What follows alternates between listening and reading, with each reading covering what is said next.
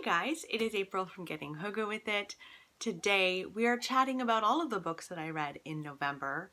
I had a pretty good reading month, so I'm excited to share them with you. Let's get into it.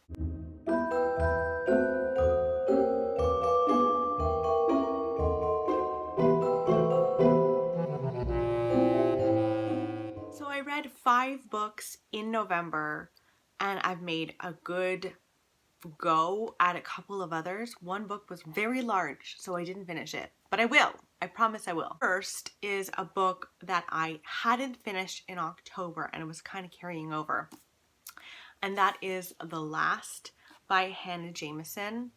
This is like a post-apocalyptic kind of book where bombs have dropped all over the world. Germany is gone, Scotland's gone, all over the world, and there's this man who is at this conference in Switzerland and he survives. He doesn't know if his wife and children have survived or who has survived in the world. He's kind of stuck at this hotel and there is someone killing off the guests at this hotel. It's got a bit of an Agatha Christie vibe to it, which I enjoyed.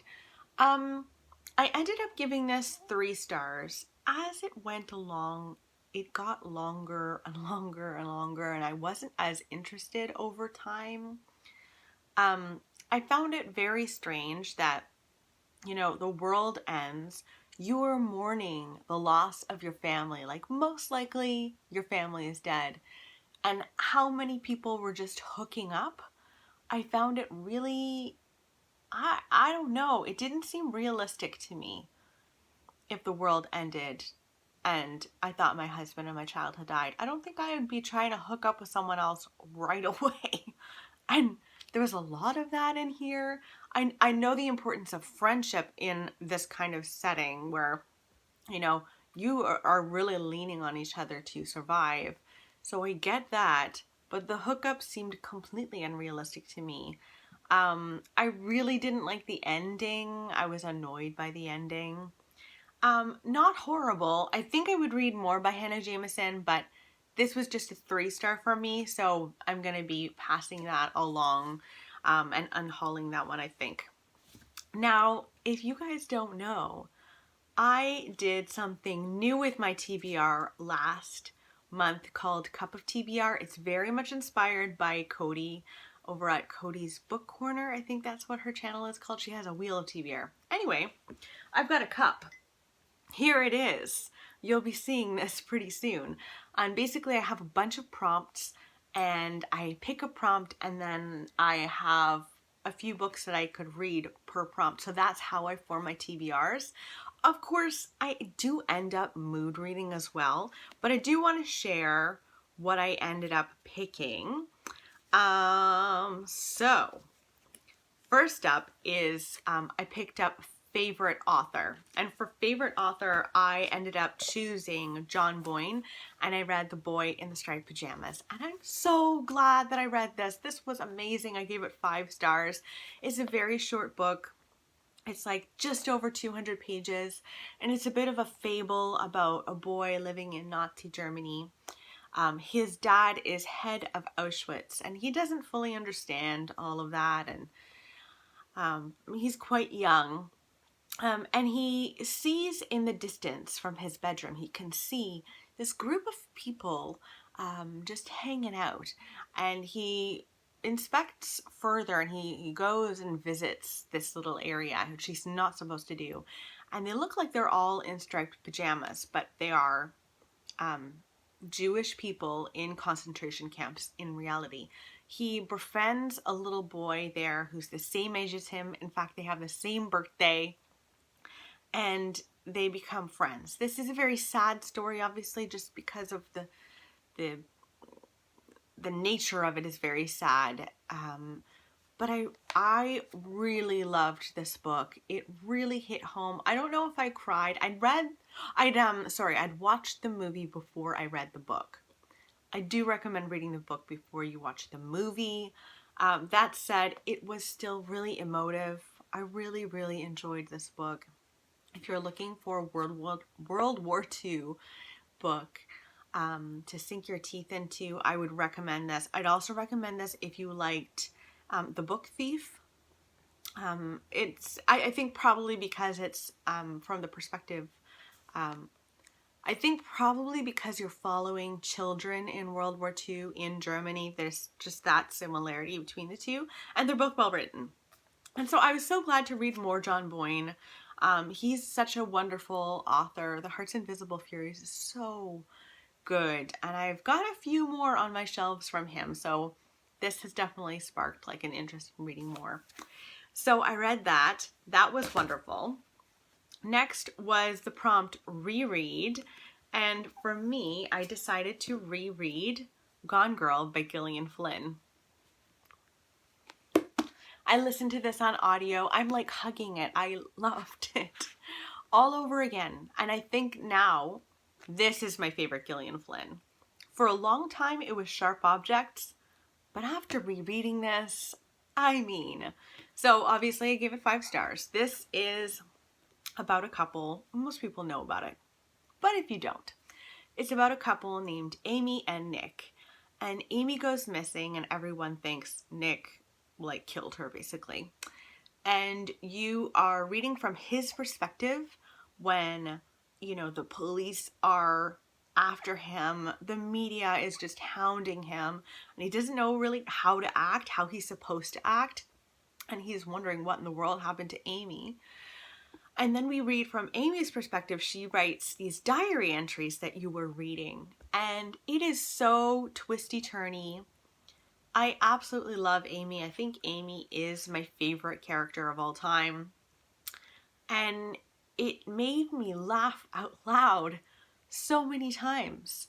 Like, I don't know what that says about me, that I'm genuinely laughing throughout this thriller. I really was. It was so funny, so wonderfully written. Like, Gillian Flynn is a master as a writer, not just as a thriller writer, not just for her genre. Like, she just writes so well. And she writes deeply disturbed and disturbing characters.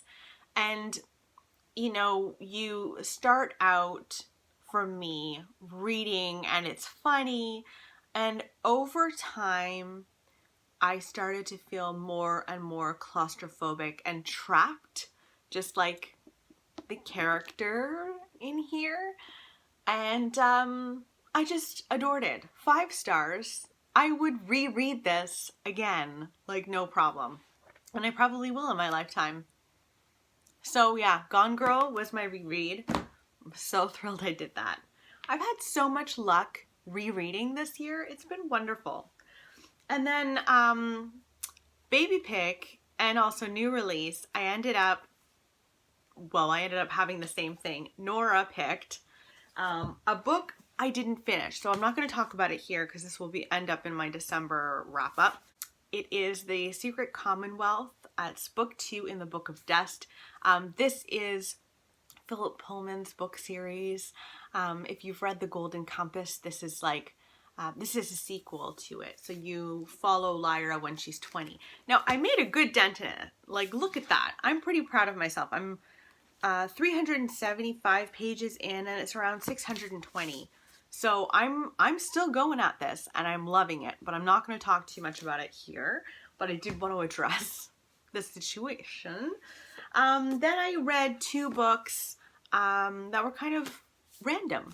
I read Healthy as Bleep. This was a book that I got recently in a book haul, and I could not wait to read it. This is self-help. This is about, you know, treating your body right. And I have to say, I loved this book and I gave it 5 stars. It was really well written. This is very anti-diet, which I enjoyed. And it's very practical, which I enjoyed. And it confronts you. So she talks about the habits you need to get lean, stay healthy, and kick ass at life. And there were really clear, obvious things that that you should do, habits that you should do that I'm trying to implement. So first of all, she talks about your why and the reason that you're doing this and what would happen if you don't do anything and your life just continued the way it is. And you have to journal that. And that was really good for me to do, especially the what will happen if you don't do anything portion.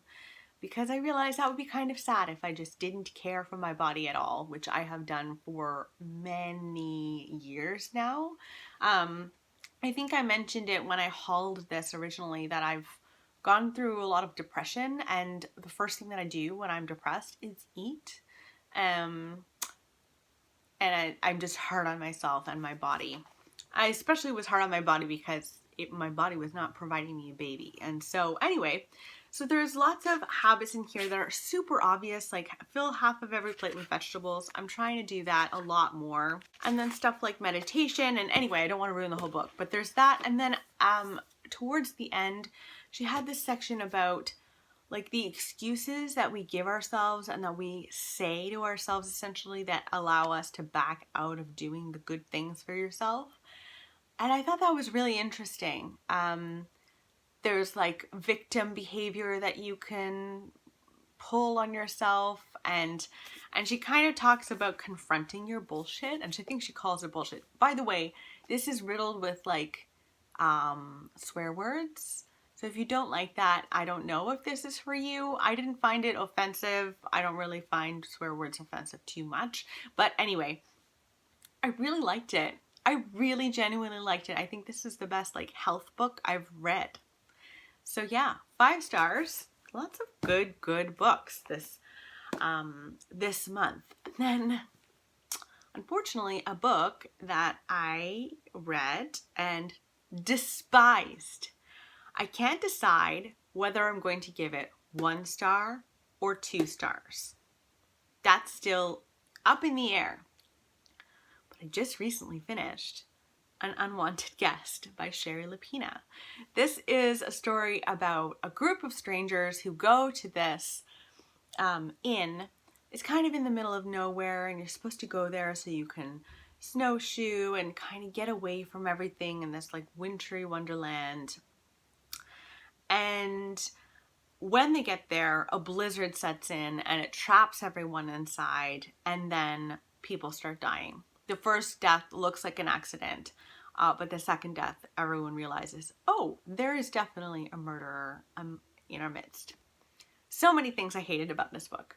First of all, the ambiance. When you tell me this is a book about a blizzard that sets in, when you tell me that this inn is supposed to be super atmospheric, you go there to snowshoe and ski, and then you don't talk about either of those things at all, or very little, that makes me mad. This had every opportunity to be atmospheric, to set the scene, but basically they all get there, the blizzard happens immediately. There's no like checking into their rooms or anything. They don't take advantage of the outdoors at all.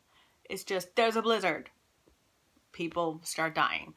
And I hated that. I think that's bad writing. If you have that in the blurb, and that's part of it, that's a major part, I think you did wrong if you don't focus on that. I also, this is very much supposed to be an homage to Agatha Christie, the Poirot stuff, and then there were Nun book, and there's many mentions of Agatha Christie in here. Like one of the characters is reading an Agatha Christie, and then one of the people says, are you trying to be Inspector Poirot? And there's lots of like nods, but they're so obvious. And honestly, this is mean. I'm about to be mean. But if I was Agatha Christie, I'd be like, thanks, but no thanks. It did a very bad job of paying homage. The mystery itself, there weren't a lot of clues as to who it was in the end. When I got to the end, I was like, I had a whole other storyline that I really wanted it to be. And even if it was that thing, I still would have hated this book because of how badly it was written. This was really cheese. Like mega cheese. corny, tropey, just really not good. I cannot tell you how much I do not recommend this book to anyone. And I'm sorry if you liked it. I know that some people, I hauled it and a lot of people were like, that was a fun one. And I'm glad it was fun for a lot of people. This was not fun for me at all. I hated every second, but I wanted to get to the end of it because I thought, you know, I'd never read Sherry Lupina before. I have The Couple Next Door on my shelves. I'm not sure whether I want to keep that or not. I'm thinking about it. But yeah, this is not good. Oh, there was one thing in here I wanted to mention that I thought was hilarious. Well, first of all, several things. I still need to gush about this. Not gush, bitch. One thing is there's like insta-love in here and like people are dying everywhere. And there's this like, I wonder if we'll date in the real world. I wonder if, how can I make sure that we date in the real world? It's like, why are you focused on that when you might, that other person might be a murderer? Like, what in the world? It doesn't make any sense whatsoever. I also, there is a scene in here. There's a person in here who looks outside into the woods and they're like, I looked out into the woods and I thought about all of the creatures out there who could be killing. And I think I don't think she really mentioned like wolves and bears and all of these things. But I was like, what about a little squirrel? Squeaky, squeaker, squeaking. What about a deer? They hang out and they don't kill anyone. And I don't know. I really found this so badly written. The characters were crap. The scenery was crap. The mystery was crap. Just crap. Crappadoodle. That's gonna go as well. So those are all of the books that I read in November. Let me know in the comments below. What is the best book you read in November? And what is the worst book you read in November? I would love to know both of those things because I had a real high-low moment here, didn't I? And I'm sorry I rambled on so much about the unwanted guest, but I had to. So I hope you guys are doing well and I'll see you tomorrow. Bye!